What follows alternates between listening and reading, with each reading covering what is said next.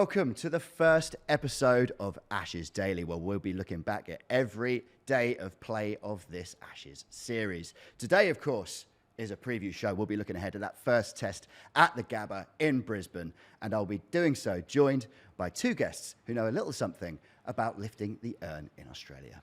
Record test run scorer for England and great farmer, Sir Alastair Cook. How are you doing? I'm very well. How are you? I'm excellent. Thank you very much for asking. And Lydia Greenway, World Cup winner and also a dab hand at raising the Ashes as well. How are you? Good, thanks, Rob. How are we feeling ahead of this series? Obviously, it's been a mad build-up. There's been a lot of indecision, a lot of controversy, a lot of excitement. But now we think it's actually going to happen. I'm not going to believe it until the first ball is bowled, but ahead of this, how excited are you? I'm hugely excited. It's a series as a player.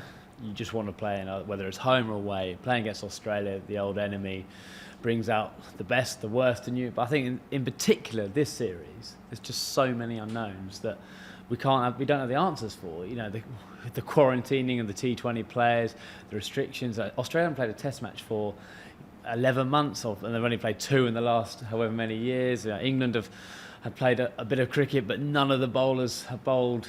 Played some test cricket, but none of the bowlers have bowled at all yet. And it's just so many unknowns. Both sides are going to be, I think, very underprepared. They'll use all the media saying we're totally ready for this. But if this is how you're meant to prepare for a series, then I wish I was part of it. No cricket and then just straight into it. But it's the same for both sides, and I can't wait to see how these individual kind of storylines unfold. Lydia, did you think it was going to happen?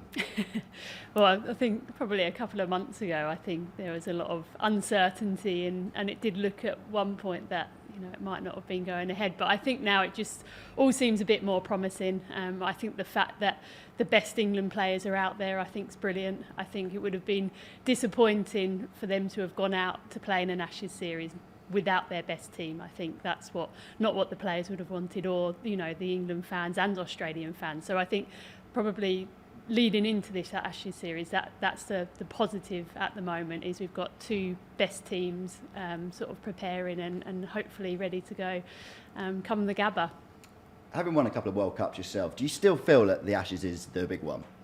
Yeah, I think so. I think obviously World Cups are different because you've got a number of different teams involved, but I think with the Ashes it's the history that goes along with it. I think it's the sort of, as Alastair says, it's the storylines that have unfolded over the years, and everyone can sort of pinpoint moments in Ashes series which will live with them forever. Ben Stokes at Headingley, I'm sure many of our viewers will remember that for a long, long time, and I think that's the beauty of the Ashes, is just those individual moments, those test matches, and sort of moments of brilliance that stick with you for a long, long time.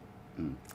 Do you feel a higher level of scrutiny around the time of the Ashes than any other point of the year? Because it does seem to be what all the coverage ultimately leads to. It's the only time, certainly in England, where cricket becomes the number one sport in our summer. It is. There's always something else going on, but for that 6 or 7 weeks, cricket is, the story that everyone wants to know about. And certainly then when you go to Australia, where it is huge anyway, to be a part of that and be a part of kind of that wave where they just want Australia to win so badly, and then there's a little group of you, 30, 40 of you, as a squad, trying to take on what feels like the whole Australia. It's great to be part of, and as Lydia said, you can create your own story about it, and everyone remembers certain moments of certain Ashes series forever, and that's your one job, not a job as a player, that's your one dream, to make a name in an Ashes series. Enjoy the pressure? It's strange pressure. It's a really strange scrutiny, because whatever, you hear all the media, the sound bites from players, we'll take it ball by ball. It's no different to anyone. It is different. It is different because you know the importance of it in your own mind, because as a kid you used to listen to it on the radio, or you used to watch it, and when you're there, a part of it yourself, it is different. The great players manage to put that to one side, accept it's there, and be able to concentrate on doing their job as well as they can. But as an England side, to win in Australia like we did in 2010, was just the best tour of my life. Mm. And now you can sit back and kind of watch the game from a bit of a distance. How much do you cherish watching this occasion? Do you think, Ooh, glad I'm not involved in this anymore. No, I think it's always great to watch. I think it's as a former player, you sort of had your moment in your opportunity, and I think the game's always evolving. And the preparation for any Ashes team going out, it doesn't start when they land and they have a couple of warm-up games. It probably starts 12 to 18 months out of actually once you land in Australia, and so they've done all the hard graft, I'm sure, and I think certainly as a former player you just hope that they go out and do themselves justice. I think looking at both squads, a lot of players will be coming into this thinking it's a great opportunity for them to sort of ink their name in a starting 11, and you don't always have that in an Ashes series. I think sometimes you pretty much know what the starting 11s are going to be, and we've been talking about who's going to start, and that's a massive unknown for both sides, I think, going into this Ashes series. Well, the unknowns are almost over, but the boys are in camp, and we heard from a few of them to see how they were feeling ahead of the first test. Australia are a real handful at home. We know that we've experienced it in the past. It's a tough place to come and win. And I think the Gabba is a crucial game for us. It's a crucial game for any team. If you win at the Gabba, generally it stands you in good stead. I think one of our biggest strengths is our character, and that's been shown on a number of occasions in the last couple of years where we found our way back into games when we had no right to win. Having Ben back in the team, I think you look at the last Ashes series and what he was able to do at Headingley was a phenomenal achievement. I think if you look at their team, the bowling attack really stands out as a world-class bowling attack, led by Pat Cummins. Really strong unit, and I think kind of an unsung hero is Nathan Lyon as well. He allows the other three to rotate and stay fresh, and he does a job from the other end. So they're just really good at what they do and understand each other's role in the team. So getting the best of their bowling attack will go a long way to us if we're going to win this series. Ben's he's been an integral part of our test team for all formats, but our test team in particular for a long time. He balances things out extremely well, gives us that extra bowling option, bats in the top 5 if need be, and is a natural leader as well. He drags people with him. He sets standards in practice and out there on the field as well. And I think actually his game sets up brilliantly for these conditions. As you'd expect, when you've got a player like Ben within your squad, it fills everyone else with confidence too. So really exciting time for us as a team. Joe as a captain has gone from strength to strength in the last few years. He's really put his stamp on this team. He knows what style of cricket we want to play, and he knows how we want to go about things as a team. He used to be a real sort of cheeky chap around the dressing room, a bit of a prankster, would definitely annoy people and rub people up the wrong way. But certainly in the last few years, he's grown more serious into his captaincy role. This year, I've gained a lot of clarity in how I score my runs, where I want to score my runs, and it's filled me with a lot of confidence coming here. I think in the last 2 series, I probably wanted it a little bit too much. It's that one series, as you say, Ashes cricket. It's one thing as a kid you want more than anything is to have that big bumper series, especially away from home. I think this time we're just trying to savour every moment. It's a great place to play cricket, regardless of how many people are watching or what the situation in the series is or in the game is. Just go and have fun. Go and enjoy batting. Go and enjoy playing in what is, I suppose, the pinnacle of the sport. If you can't enjoy that, then why do it? So more than anything is just remember that cricket is there to have fun and to be enjoyed, and batting is fun, so go and score some runs. Jimmy Anderson and Joe Root there. We'll talk about Joe Root in a minute, but first let's talk about Ben Stokes, the return to the team. One of the many doubts going into the series, but how big of a lift for the England team is him making himself available? We heard Joe Root said it there. He balances the side. He gives Joe so many more options. Probably the most relieved man will be Jack Leach. He only seems to be able to get in this England side when Ben Stokes can bat at 5 and be the fourth seamer that allows England to play the frontline spinner. And Jack Leach has never let England down. But Ben's game should suit Australia. The conditions, and that 100 in Perth he got in 2013, where it was his first ever Test match 100, and there was a massive crack down the middle of that whacker wicket. It was not even joking. It was that wide, right on kind of the left-handers off stump, and he just ignored it and played beautifully against. And Mitchell Johnson fired up, Ryan Harris bowling as well as he ever did, and you just feel like missing last Test series in Australia in 2017-18 is such a big loss. He should do well in Australia. He's very undercooked. That's my only concern. There's all this talk about, he balances his side. England is such a better side for him, but he's only human, and having no cricket at all is a worry for me and what he's had to deal with. But if there is a person who can just put that one aside and play an innings like Lydia said about in Australia, at Headingley in 2019, the World Cup innings, he is a performer for the big stage, and I'm so pleased for Joe and for Ben, obviously, that he's back in that side. Yeah, after those heroics at Headingley, that I think most people there probably remember, but there was a lot of beer in that crowd, so I think it might have been a hazy day over at Headingley. But after those heroics, when you're in the Australian dressing room and you see Ben Stokes is back in the team, what does that make you think as an Australian?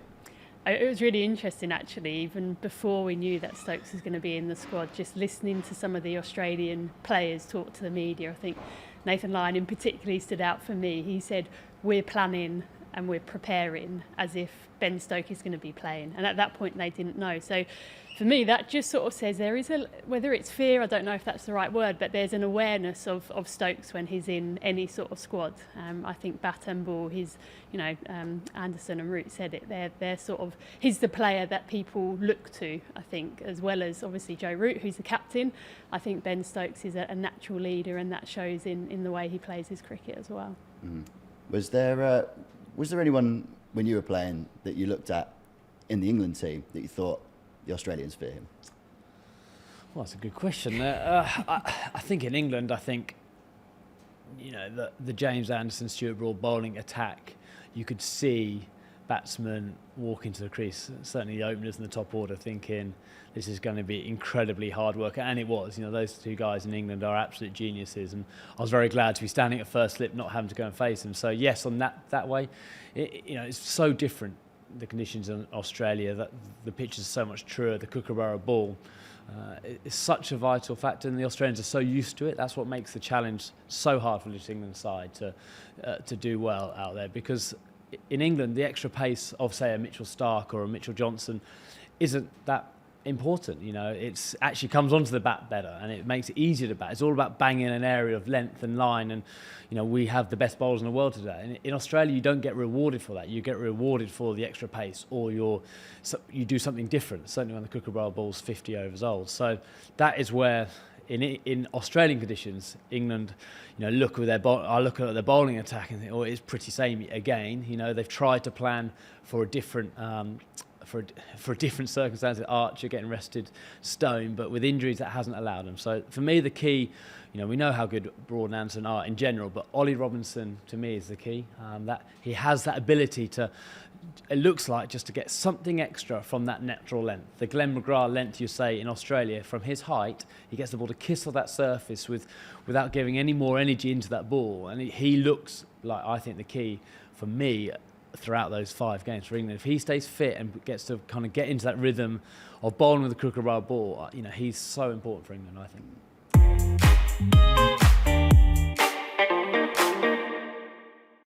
I think it's just a pinnacle for any Australian cricketer. No matter whether the team's in form, out of form, Ashes series is always just, you go into it 50-50, anything could happen, and it's where careers are made.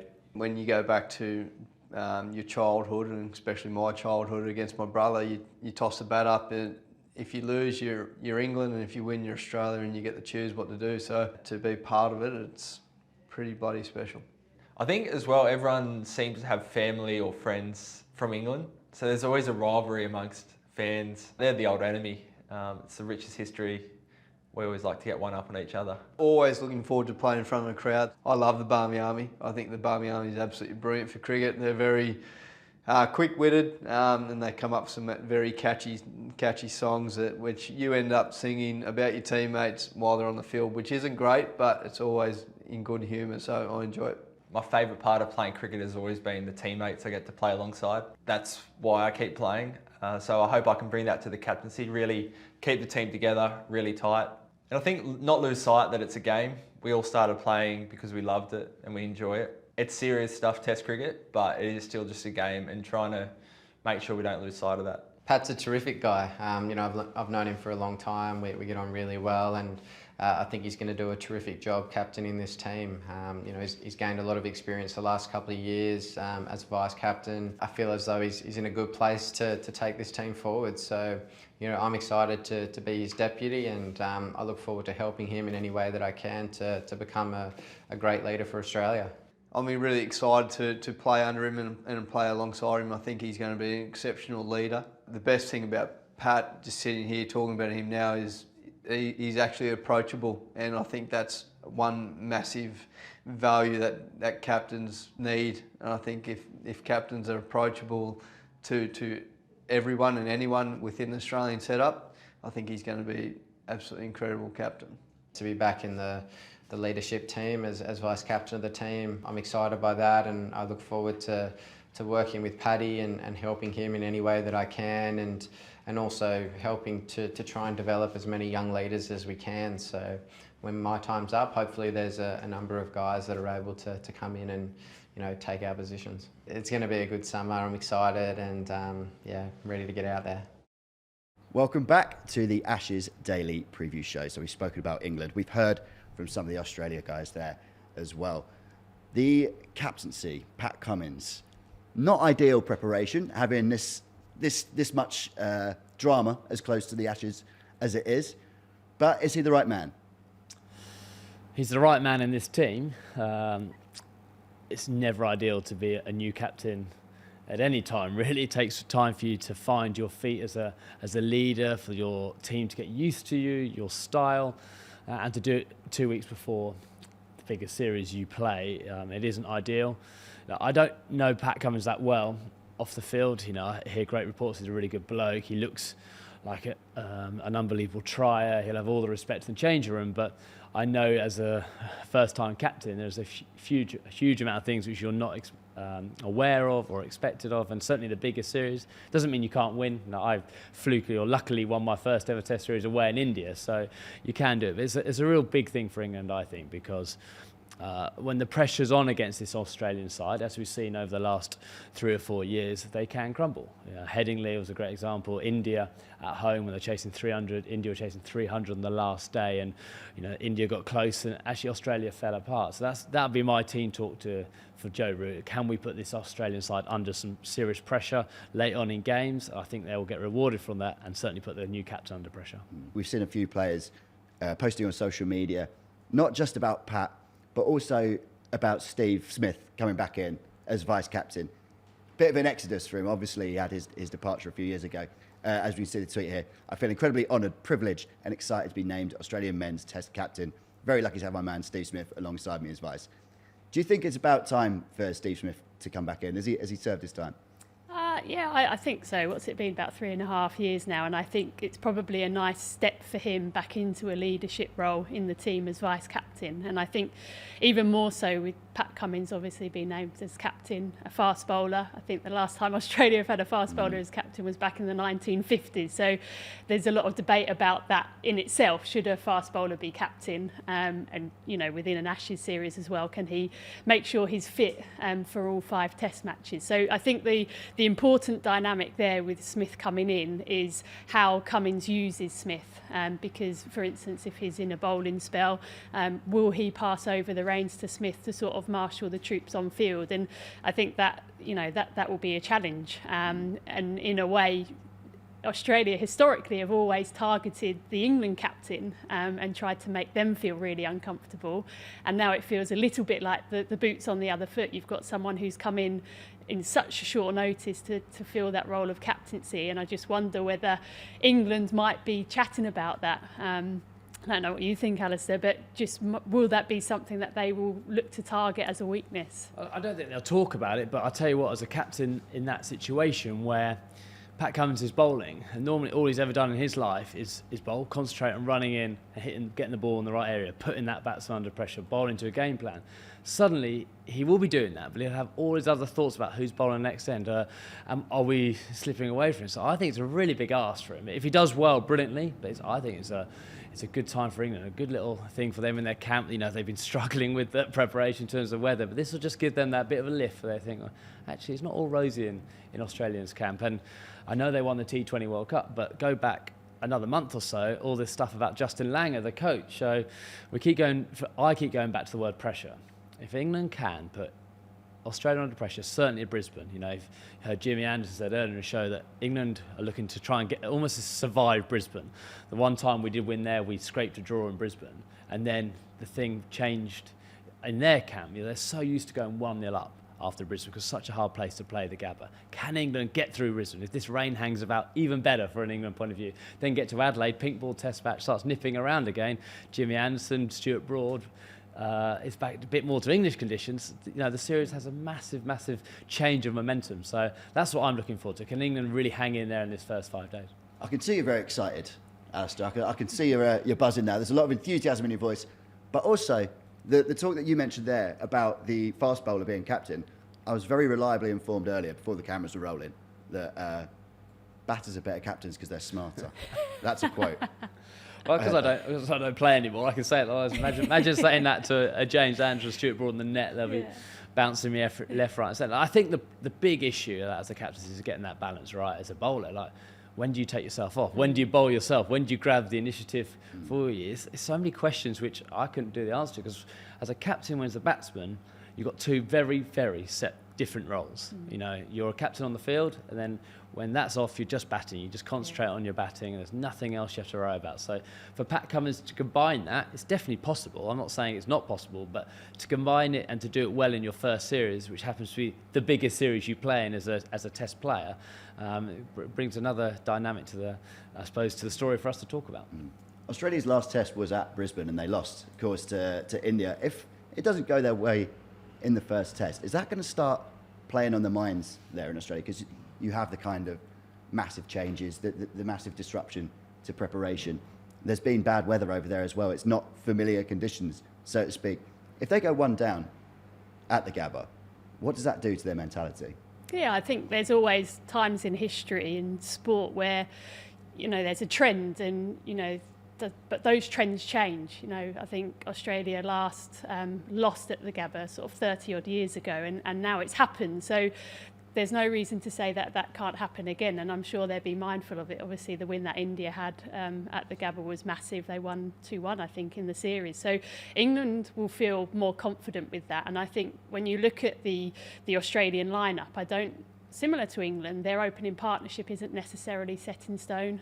I think there's players who are still feeling like they're playing for places. I think Cameron Green, by all accounts, is a really exciting player coming through from WA, only played a handful of Test matches. So I think when you have that inexperience in any Test side, I think, you know, you have to start well. I think starting well is so important. It gives you momentum, and it allows you to sort of put a marker down early. So either way, both teams will be keen to make sure they get some sort of result in at the Gabba.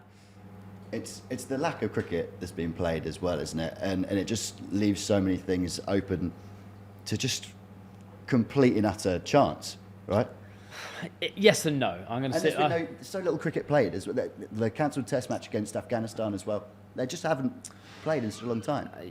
They haven't, but they are great players who are used to changing formats. Like, you know, you play a one-day game, the next week you're playing Test matches. So I don't think that is the key.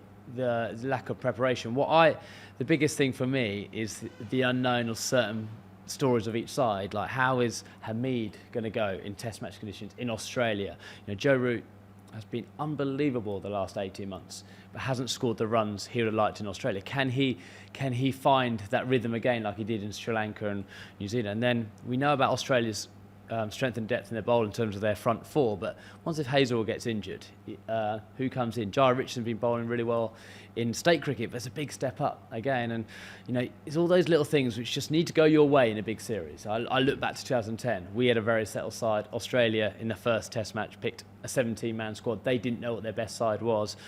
Go back to 17-18. There felt 4 fast bowlers and 3 fast bowlers and Nathan Lyon stayed fit for the whole game. Now, if that changes and there's a couple of injuries, I don't think Australia's bowling looks as strong as it does. So that's where the unknown is. The preparation, it is literally the same for both sides. So you can use the excuse, but Australia in the same boat as England.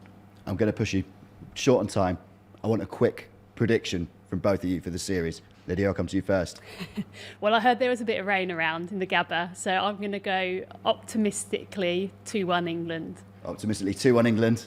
I've never backed against England, so I'm definitely going 2-1 England as well. 2-1 England. There you go. You heard it here first. There is absolutely no way it's any other result. These two know their stuff. I believe them.